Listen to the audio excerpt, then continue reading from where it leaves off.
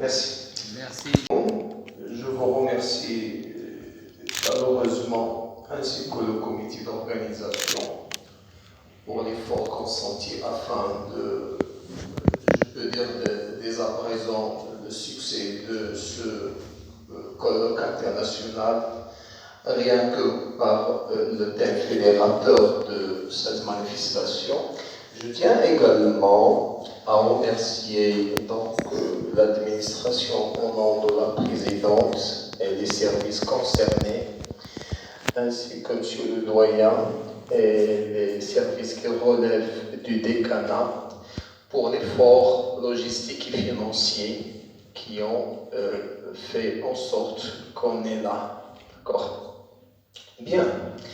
Un petit mot sur le labo.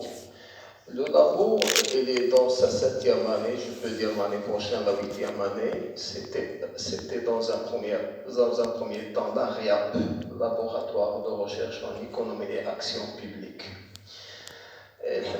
Avec l'intégration de jeunes professeurs qui ont des potentialités énormes pour épauler la recherche scientifique. Et là, je cite à côté, c'est Malzak, c'est Mimoun, c'est Douane, Sarah Zita, ainsi que d'autres profs.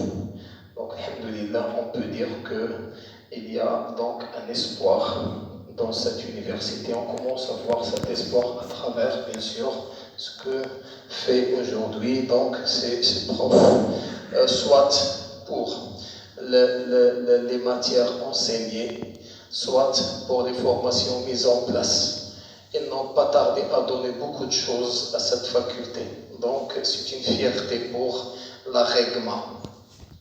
De master, chers responsables de filière, chers étudiants, je suis très heureux de partager ce moment avec vous. Donc c'est l'un encore des premiers moments avec le laboratoire de la REGMA, mais c'est un laboratoire que je connais depuis très très longtemps à travers son directeur, professeur Dinard, avec qui on a des liens d'amitié depuis le début et que je respecte et qui me respecte beaucoup. Donc c'est un honneur pour moi, d'autant plus que c'est dans une suite logique de conférences que j'ai entre parenthèses animées. Hier, on était dans une conférence sur le modèle économique de développement et le problème du modèle économique de développement et le financement. Et aujourd'hui, je me retrouve dans une conférence qui parle de finances. D'accord? Donc c'est une suite logique parce que justement, cette conférence va traiter des normes, de la normalisation et de la communication.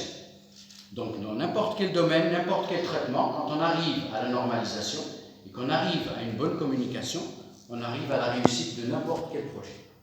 D'autant plus que dans la finance, il s'agit d'argent. Et vous le savez tous, vous étudiants, que notre État débloque beaucoup d'argent. On entend beaucoup au niveau du gouvernement, au niveau de la presse, au niveau de toute la communication de l'État, des milliards de dirhams. Vous partagez la même idée que moi.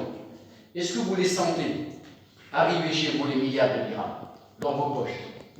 Sûrement pas. D'accord? Sinon, on ne serait pas assis là aujourd'hui. Donc, l'ordonnancement, la gouvernance, tout ça rentre dans la normalisation. Quand on voit comment c'est gouverné, comment c'est géré, finalement, ça n'arrive pas au bout, parce que justement, il n'y a pas des normes claires et nettes au niveau de la dépense publique. Donc, les normes, on peut se dire, oui, les normes IFRS, mais pourquoi on prend des normes toujours françaises? Ben déjà, on a l'appartenance, je vous parle en français. La langue d'enseignement est le français. Là, il y a la liaison avec la France. On va dire qu'il y a une liaison fraternelle, même si c'est une liaison dans l'histoire qui n'a pas été, on va dire de toute joie, qui a été assez compliquée, mais c'est quand même une liaison fraternelle, et ça nous permet d'avoir des documents assez faciles à lire, parce que n'importe quel Marocain ne parle pas très bien le français, mais il le lit, il arrive à comprendre, d'accord?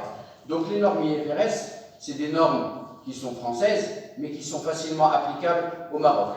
Ceci dit, comme notre modèle de développement qui a été fait pour et par des Marocains, peu importe, vous pouvez voir la critique que vous voulez.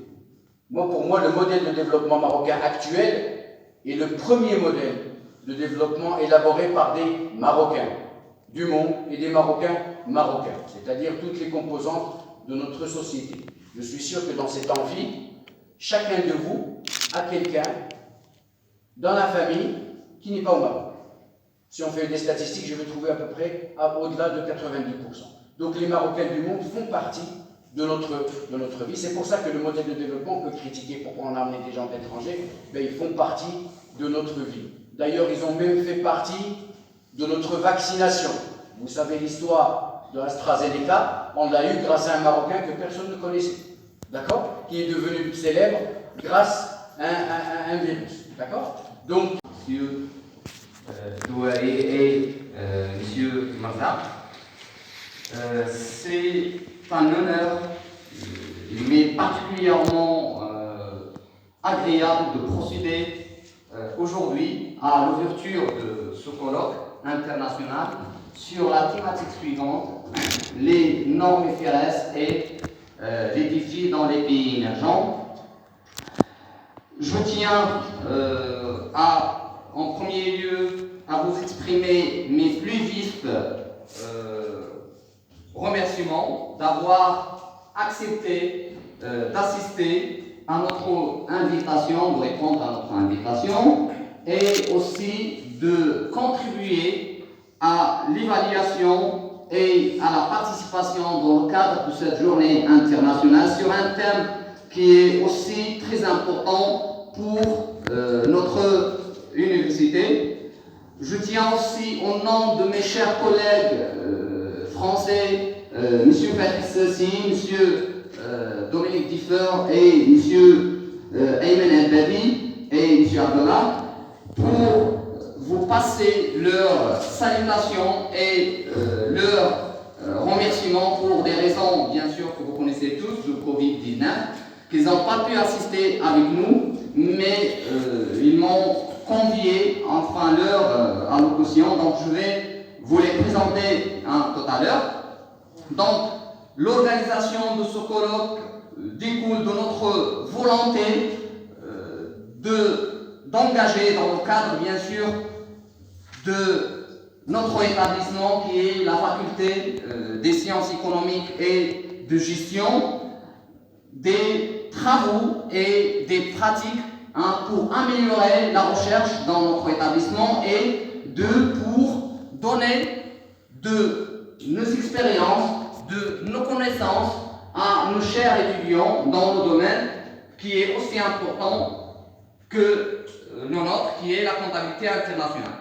Nous sommes parfaitement conscients de l'importance de la recherche scientifique pour nous dans le cadre du développement de l'ensemble des pays, et notamment les pays émergents.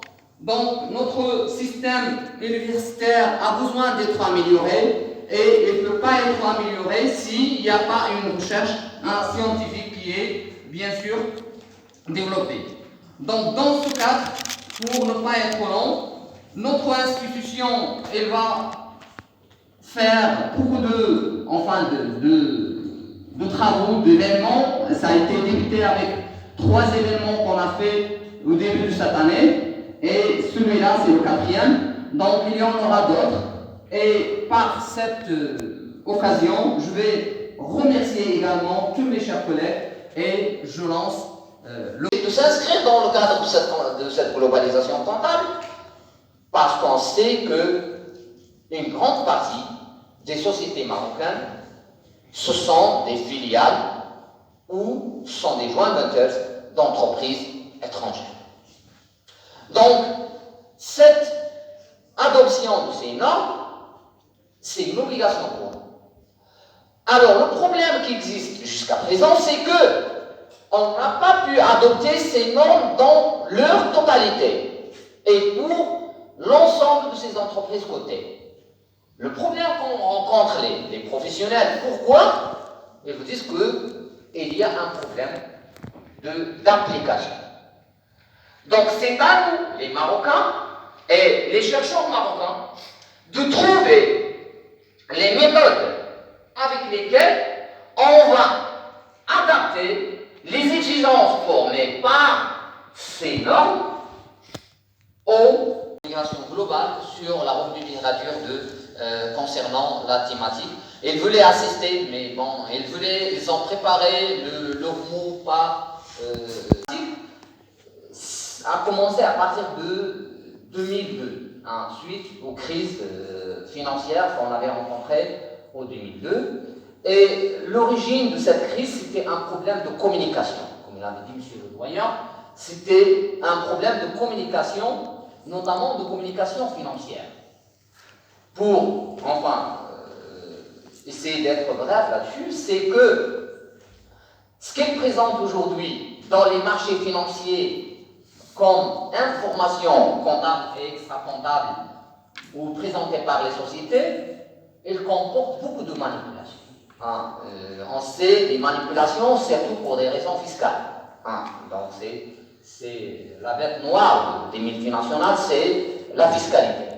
Donc pour échapper à cet impôt, on adopte un système comptable et on va chercher quelles sont les lacunes ou les points qu'on peut utiliser pour sortir de cette comptabilité, de ces exigences juridiques et comptables. La solution, c'était de développer ce qu'on appelle de la comptabilité créative, de la manipulation comptable et légale. Qu'est-ce qu'on a constaté après? C'est que, suite à cette manipulation comptable, on a assisté à une fuite de capitaux. Et qui dit fuite de capitaux dans les pays, dit absence de développement. Pour les pays qui pratiquent des pratiques fiscales qui ne répondent pas aux normes internationales. Donc, pour ne pas dire déloyales, c'est le mot qui a été donné par la Commission européenne. Moi, je refuse de l'utiliser parce que c'est pas déloyal, c'est juste que c'était des pratiques dans le cadre de développement. Pendant la semaine c'était juillet 2002,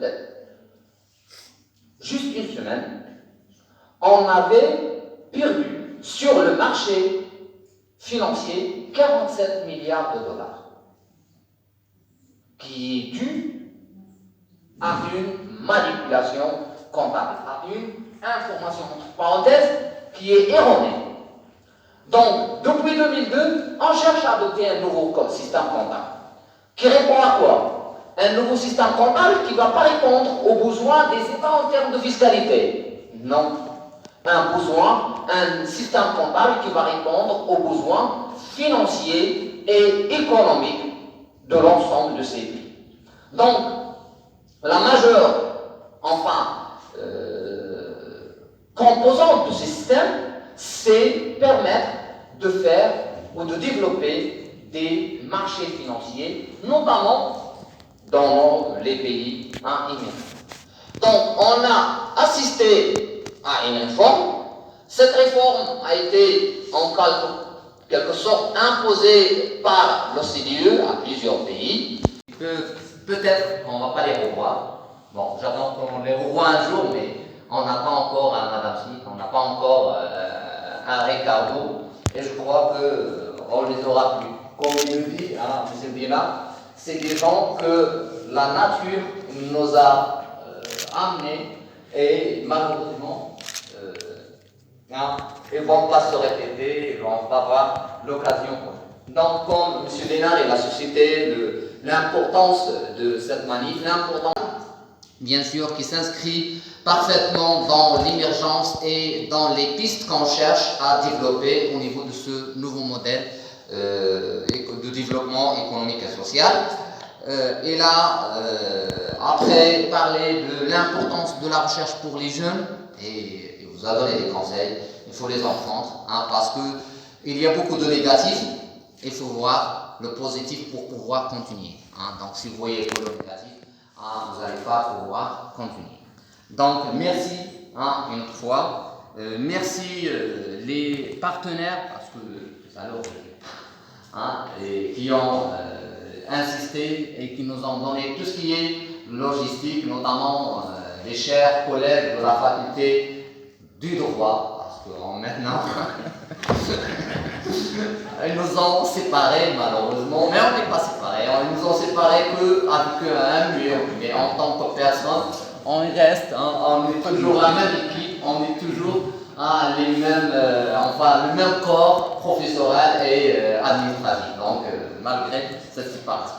Donc, pour Le rapport des comptes, c'est juste entre parenthèses pour faire rire un petit peu. Ils ont trouvé par l'administration publique.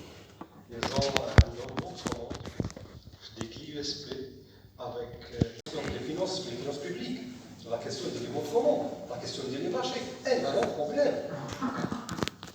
Comptablement parlant de la normalisation, de la nomenclature des budgets de l'État. Alors vraiment, il y a des articles une transformation. Un article. les normes nationales et bien sûr, on n'arrive pas encore à clarifier les normes nationales pour aller vers des normes internationales. Ce qui est vrai parce que si vous prenez la bourse de Casablanca, aujourd'hui sur l'indice MASI, le taux des entreprises qui adoptent les normes UFIAS ne dépasse pas 10%. Les 800 dirhams, pas noir, le cadre de la noir, c'est informel. Déjà une activité réalisée, déjà il y a des achats et ventes, et on déclare uniquement 20%. Alors, comme l'économie nationale, le secteur informel présente plus que 80%. Il y a un arrive 50%, on trouve le développement national. Donc, c'est pas évident. Merci, Simon. M. Guimard a déjà parlé sur comment on peut accepter des normes. Sachant qu'il avait une projection des normes comptables nationales, il y a déjà un problème. On sait très bien que les entreprises marocaines, ce n'est pas obligation qui adoptent des normes. Enfin, madame, vous avez des normes internationales, vous devez adopter des normes. Une grande problématique.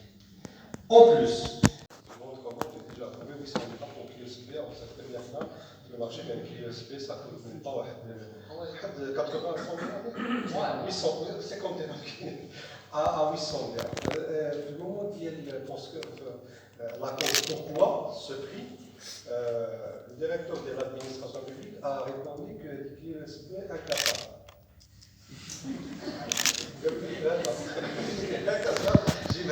Donc, Compter sur le marché financier et qui travaille avec l'informel. Vous avez des entreprises publiques qui pratiquent l'informel. Donc, je laisse à poser des questions. Donc, quand vous demandez au patron et quand vous demandez à ces personnes comment vous pratiquez l'informel alors que vous êtes une entreprise entre parenthèses publique ou semi-publique, et vous dit parce que si on ne pratique pas l'informel, on ne peut pas travailler. Parce qu'on doit travailler aussi avec. là, on parle de la normalisation. D'accord? En plus, quand je dire des fausses informations, l'USP a un exemple, 800 dirhams, fois 700%, enfin, c'est un exemple. Même information, même quand on parle des entreprises privées, elle est informelle.